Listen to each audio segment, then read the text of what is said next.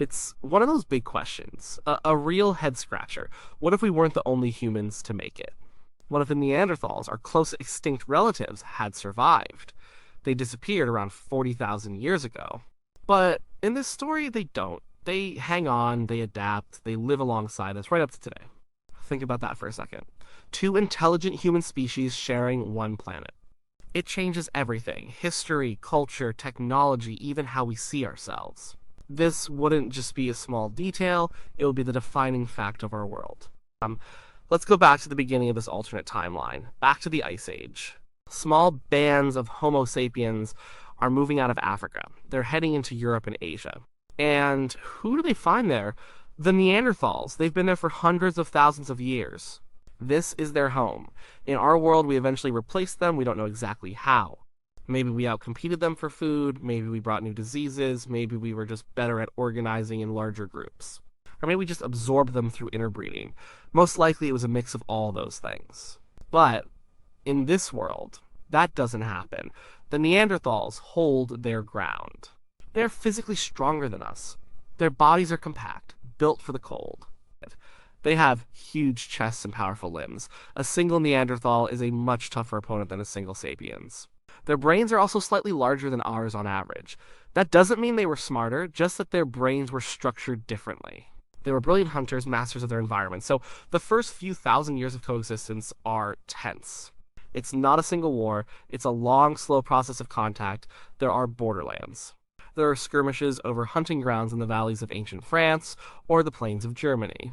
Sometimes bands of sapiens wipe out a Neanderthal family, other times a Neanderthal hunting party ambushes a group of our ancestors. It's a brutal, difficult time, but it's not all violence. There's curiosity. There's trade. A sapiens group might have better spear-throwing technology. A Neanderthal group might know the best way to process a certain kind of animal hide. They exchange ideas, they exchange tools, and we know for a fact they exchange genes. Interbreeding happens. It happens in our timeline too. That's why many modern humans have a small percentage of Neanderthal DNA. In this new world, it happens a lot more. Hybrid children are born. These children might be stronger than sapiens, but more socially adept than Neanderthals. They are bridges between the two worlds. At first, they might be seen as outsiders by both groups, but over time, they create their own communities or integrate, blurring the lines. The world settles into a kind of patchwork quilt. Europe, especially the colder north, remains a Neanderthal heartland. They are perfectly adapted for it. Homo sapiens dominate Africa and the warmer parts of Asia. The Middle East becomes a great melting pot, a place of constant interaction and conflict between the two species. Then comes the first great revolution, agriculture. Sapiens figure out how to plant seeds and domesticate animals. This allows for bigger populations, for villages, towns, and eventually cities. This is a huge advantage. Our social structure based on larger, more cooperative groups is perfect for this new way of life. How do the Neanderthals react? This is a critical moment. Most of them probably don't adopt farming. Their entire existence has been based on small mobile family groups. They are hunters. The idea of settling down, of working the land day after day, might seem alien to them. Their minds might be wired for the immediate thrill of the hunt, not the long, patient work of farming. So as sapiens build their farming communities, the Neanderthals are pushed to the margins. They retreat to the mountains, the deep forests, the frozen north. They become the willed men, the people of the woods. The farming sapiens start to see them as something other. Something primitive. The stories begin. Tales of powerful, hairy beastmen who live in caves and steal livestock. The first seeds of prejudice are sown, but not all Neanderthals follow this path. Some groups see the writing on the wall.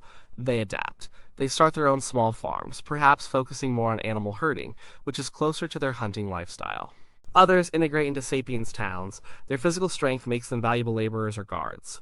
They become a permanent underclass in the burgeoning civilizations of Mesopotamia and Egypt. Imagine the first cities, Babylon or Uruk, mostly populated by sapiens, but you'd see Neanderthals in the streets. You'd see them hauling stones for the ziggurats. You'd see them as bodyguards for wealthy merchants. You'd see hybrid families living in certain quarters of the city. The laws written by Hammurabi would need a whole separate section. What are the rights of a Neanderthal? Can a sapiens marry one? What happens if a sapiens kills a Neanderthal? The social complexity would be immense from the very beginning. Now think of the great empires. So Rome, a sapiens-dominated empire for sure, but their legions would be different. The Romans were practical. They would absolutely see the value of Neanderthal strength. They would recruit them as specialist soldiers. Imagine a cohort of Neanderthal legionaries, bigger and stronger than any sapiens, used as a shock troop to break enemy lines. They might not be as good at the long marches or the complex drills, but in a shield wall, they would be unstoppable. The Roman Empire would have two kinds of barbarians to deal with: the sapiens tribes like the Gauls and the Germans, and the pure Neanderthal tribes living deep in the forests of Germania and the cold lands of Scandinavia. Caesar's conquests would read differently. He would describe his battles against not just different cultures, but a different species of human. This would profoundly shape the Roman worldview. The concept of humanity would be debated in the Senate. The philosophers would argue about the nature of the Neanderthal soul. Religion would be turned upside down. The creation stories of the Abrahamic faiths would face a huge challenge. God created man in his own image. Which man? The slender, clever sapiens or the strong, stoic Neanderthal? Does the covenant apply to both? When Jesus preaches the gospel, is it for all of humanity or just for his species? This would cause massive schisms. Some religious leaders would preach inclusion, that all intelligent beings are children of God. Others would preach that sapiens are the chosen people, and Neanderthals are a lesser creation, perhaps even soulless beasts. This theological debate wouldn't be an abstract idea. It would have real-world consequences, justifying everything from kindness and integration to segregation, slavery, and genocide. The Neanderthals would have their own spiritual beliefs, of course. They likely wouldn't adopt the big organized religions of the sapiens. Their spirituality might remain more animistic, more tied to nature, the spirits of the forest, the power of the beasts they hunt. And they would have shamans, not priests. Their holy sites would be sacred groves and caves, not cathedrals. This would create another major point of friction with the expanding monotheistic religions of the sapiens. Let's move forward through history. The Middle Ages. The world is a mix of sapiens kingdoms and a few isolated Neanderthal strongholds. Maybe there's a Neanderthal kingdom of the north in what we call Norway or Siberia. A rugged, tough kingdom that sapiens traders and armies learned to fear and respect. Their technology would be different, less focus on intricate metalwork maybe, but unparalleled skill in using wood, bone, and stone. Their way of war would be based on ambush and immense physical power, not cavalry charges. In the sapiens world, Neanderthals would continue to be a minority. They'd be a part of society, but often on the bottom rung. They'd be the blacksmiths, the stonemasons, the soldiers, jobs that required strength. The stereotype would be strong but simple. A sapiens lord might have a Neanderthal champion. A sapiens king might have a Neanderthal executioner. They would be a visible, constant presence. Then comes the Renaissance, a great flowering of sapiens art and science. How does this affect the Neanderthals? Leonardo da Vinci would not just study sapiens anatomy, he would have access to a whole other kind of human body. His anatomical drawings would be even more groundbreaking. Michelangelo's David would be a sapiens ideal, but maybe another artist would sculpt a Goliath, a powerful Neanderthal figure, as a symbol of raw, untamed nature. The age of exploration would be different too. When European ships land in the Americas, they would not just be encountering other sapiens. The native populations would be entirely sapiens. For the first time, the Europeans would find a whole continent without a second kind of human. This would be a shock. How did they get here? Why are there no Neanderthals? The very idea of a world with only one type of human would seem strange and empty to them. The scientific revolution would have to tackle the Neanderthal question head-on. As biologists would classify them. Homo neanderthalensis, a separate species, but one that can produce fertile offspring with Homo sapiens. This would fuel endless debate. Are we one species or two? The very definition of species would be a political and social battleground. Charles Darwin publishes his theory of evolution. In our world, it was a bombshell based on fossils and finches. In this world, the evidence would be walking down the street. The shared ancestry of sapiens and Neanderthals would be undeniable. You could literally see the family resemblance, the common blueprint, but this would also be used for darker purposes. Social Darwinists would have a field day. They would claim that sapiens are more evolved, and that Neanderthals are a primitive relic, destined to be ruled or to disappear. This would provide a scientific-sounding justification for the prejudice that has existed for millennia. The Industrial Revolution arrives. Factories spring up in London, Manchester, New York. This new world requires a new kind of worker, someone willing to perform repetitive tasks for hours on end in crowded, dirty conditions. How do Neanderthals fit in? Their strength is still an asset. They could work the blast furnaces, the mines, the docks. They would be the backbone of heavy industry, but their social nature might rebel against the factory system. Neanderthals lived in small family groups. The anonymity of a huge city, the crush of the crowds, the rigid discipline of the factory floor, it might be psychologically taxing for them in a way it isn't for sapiens. We are the gossiping, networking ape. They are the close-knit family ape. This could lead to social problems. On higher rates of depression, alcoholism, and crime in Neanderthal communities. They might be trapped in a system they are not built for. This would lead to the rise of new political movements. Karl Marx would write about the struggle between the bourgeoisie and the proletariat. But he would have to add another dimension, the struggle between the two species.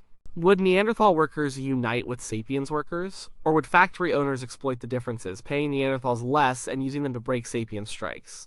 The labor movement would be fractured along species lines. Now we enter the 20th century. The world is a powder keg. Nationalism is on the rise. But what is a nation? Is it based on language and culture, or is it based on species? Do you have Sapiens Germany and a Neanderthal enclave in the mountains that also considers itself German? Or do Neanderthals have a sense of shared identity that transcends Sapiens' borders? Neanderthalism could become a political ideology, a movement for a separate Neanderthal state. And World War I would be even more horrific. The trenches would be filled with both Sapiens and Neanderthals. The unique abilities of Neanderthal soldiers would be put to use. They'd be the trench raiders, the ones sent out at night with clubs and knives.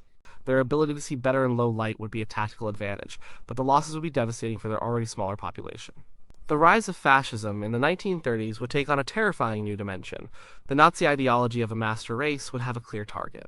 If they persecuted Jews, Romani, and others, they would absolutely persecute Neanderthals. They would be labeled as subhuman, a primitive species holding back the progress of the superior sapiens. The Holocaust could be even bigger, a systematic attempt to exterminate an entire sister species. The eugenics movement, which was popular even in America and Britain, would focus heavily on the problem of sapiens-Neanderthal interbreeding. But let's assume the world gets through this dark period, just as we did. We reach the post-war era. The civil rights movement dawns in the United States. This fight for equality would be even more complex. The struggle would not just be about skin color, it would be about species. Neanderthal rights would be a central issue. Imagine the marches. Martin Luther King Jr. giving a speech not just about the content of our character, but about the unity of all intelligent minds, sapiens and Neanderthal. There would be ugly opposition. Segregationists would shout that they don't want their sapiens children going to school with Neanderthals. The debate over human rights would be literal. Are they human rights or hominin rights? The very language of our most important documents would have to be rewritten. What would modern culture look like? Sports would be different. There would have to be separate leagues. A Neanderthal playing in the NFL would be like a heavyweight boxer fighting a middleweight. It wouldn't be fair. So you'd have the Sapiens NFL and the Neanderthal NFL. And the occasional, controversial, all-species exhibition game. Weightlifting, wrestling, and other strength-based sports would be dominated by Neanderthals. Music and art would explore the tension and harmony between the two species. A Neanderthal musician might create a form of music that is more rhythmic, more guttural, deeply resonant in a way that Sapiens music is not. Sapiens filmmakers would make movies about Neanderthals, often full of stereotypes. And eventually, a Neanderthal director would make a film from their own perspective, telling their own story, which would be a huge cultural moment. Science and medicine would be transformed. We would have two distinct human genomes to study. This would give us incredible insight into what makes us who we are. By comparing our DNA, we could better understand genetic diseases, brain function, and our own evolutionary history. Medical treatments would have to be tailored.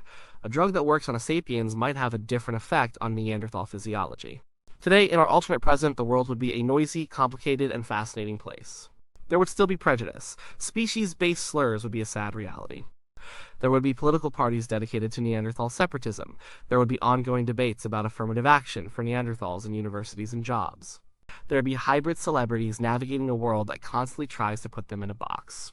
The internet would be a battleground of ideas. Sapiens and Neanderthals would argue in forums. They would share memes. They would fall in love across the species line in chat rooms.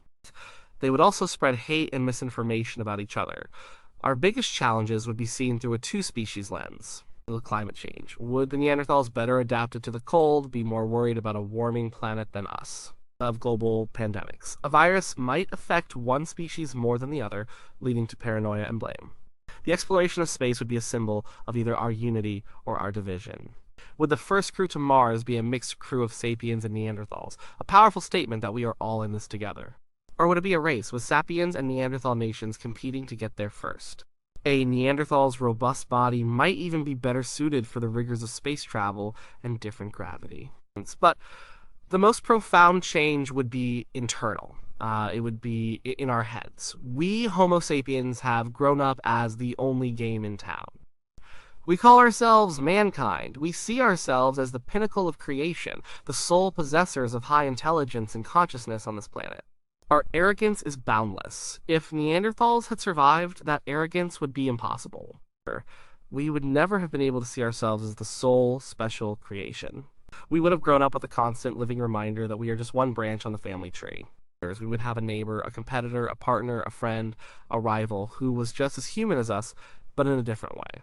It would force us to be more humble. It would force us to define humanity, not by our specific species, but by shared qualities like empathy, intelligence, and a desire to understand the universe.